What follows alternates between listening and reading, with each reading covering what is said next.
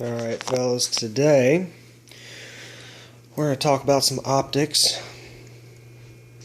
I left Magpul flip-ups for open sights on my 300 blackout for quite a while, and some of that reason being I wasn't real sure on what I wanted to do in the way of a scope or a red dot, some type of optic. I didn't know if I wanted any kind of magnification or what.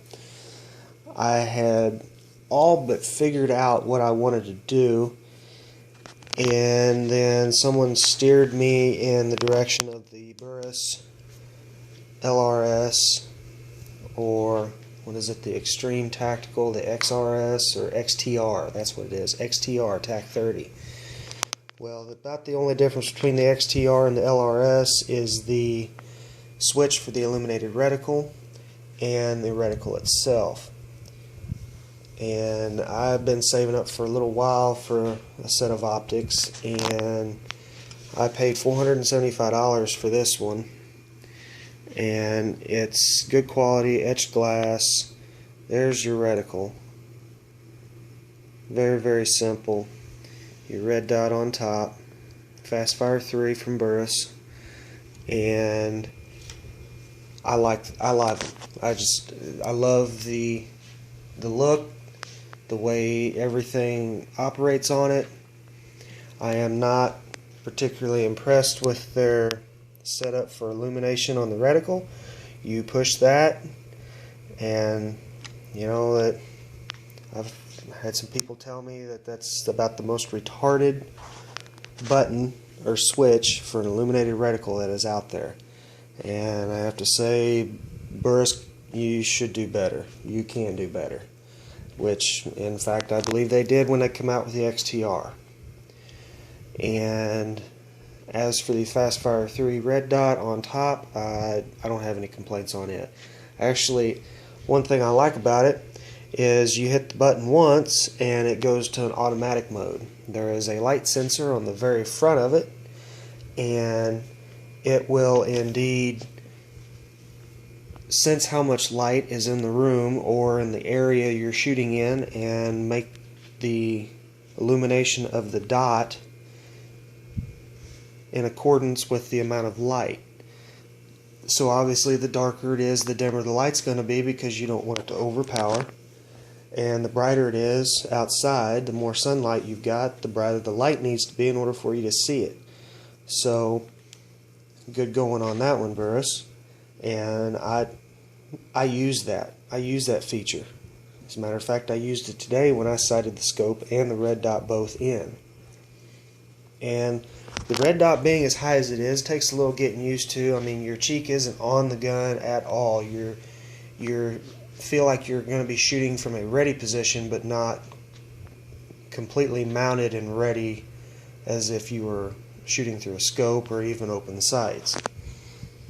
Which, for fast target acquisition or close range, that is ideal, at least for me. I'm primarily going to use this gun for my go-to firearm in a self-defense, self-home defense situation, as well as deer hunting. So for me, 25-30 yards for a subsonic round using the red dot is ideal, because I don't want any type of mess with looking through a scope and trying to find a target. Even though that is a variable 1 through 4 power, it is co-witness with my open sights. A true 1 power magnification. It's not 1.1 or anything like that. But I want to be able to have the red dot for up close if I'm in the woods, or say I've got a deer stand close to the woods, and if something comes out 20-30 yards away, I've got the red dot there. If something comes out halfway across on the other side, then I've got the scope already set at 4 power, so I can just pull up and I'm ready to shoot. Very clear optics. It has the clearest optics that I have seen from anything under $500 in quite a while. I mean, Vortex has some competitors but it looks, I mean, you got a little bit of glare coming off the light, but that's on my camera on my phone. That's not on the scope itself. So as you can see, it's like you're not even looking through it. And I've got some kind of magnification set on it right now. I just didn't zero it back or run it back to 1, as I had it out earlier today shooting it. And I just brought it in to do this quick review after the fact. And like I said, I like it. If you're hard pressed between 2 or 3 different setups to run, you know, I like the world of having a red dot. I'm running a red dot with a 3x magnifier from Vortex on my AR-15, but I kind of wanted to scope on this because I like the accuracy and a little bit of zoom, but I don't want zoom all the time. So I feel like this is best of both worlds. I'm very, very pleased with this and look forward to shooting the gun more often. I do a lot of reloading, so as you can see, you know, there's 300 blackout brass, there's 300 blackout brass. We're gonna get this thing out, and we're gonna give it quite a few rounds and see just how well all that stuff holds zero. What Burris has done is they've added in another, it's not really an adjustment, and pardon me if I'm not calling all this by its exact name, but that is another spring-loaded deal in there to hold the center even that more sturdy. Therefore, you're not going to have the vibrations or the movement from your heavier recoil firearms. And 300 blackout with subsonic ammunition has got a pretty decent little kick to it. It's a thumper. So as for a 450 Bushmaster or a 458 SOCOM, you know, I wouldn't hesitate to put that scope on that type of platform either. Burris claims it can handle it, and I'm gonna, like I said, I'm gonna put a few hundred rounds through the gun, give her hell, and see how close to zero it still is. And if it's still at zero, then it's a good quality scope.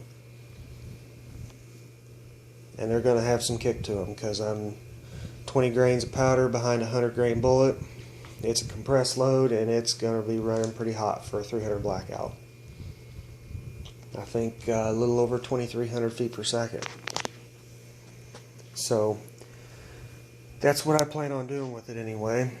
As for the entire scope itself, well, I love the look. I mean, it fits the gun, it fits the whole tactical look and feel.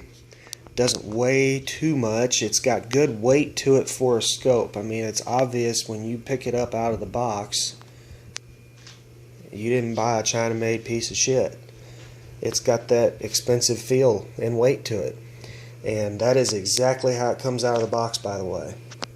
Your cover is off to the side, down inside the foam, and that scope comes just like that in the box, ready to mount. You don't have to put the rings on, put the Fastfire 3 on, or anything. It's all fastened down, ready to go. So I just picked up the gun, decided exactly where I wanted to put it, and on which rail notch, tighten the nuts, and I'm good to go. Literally 30-45 seconds and you've put that scope on that rifle. So that was definitely pretty nice too. So that pretty much concludes my review on the Burris LRS tac-30. If you have any questions or comments or anything maybe you want to add that I possibly had missed, go ahead and feel free to add that in the comment section. And without further ado, thank you for watching. Have a nice day.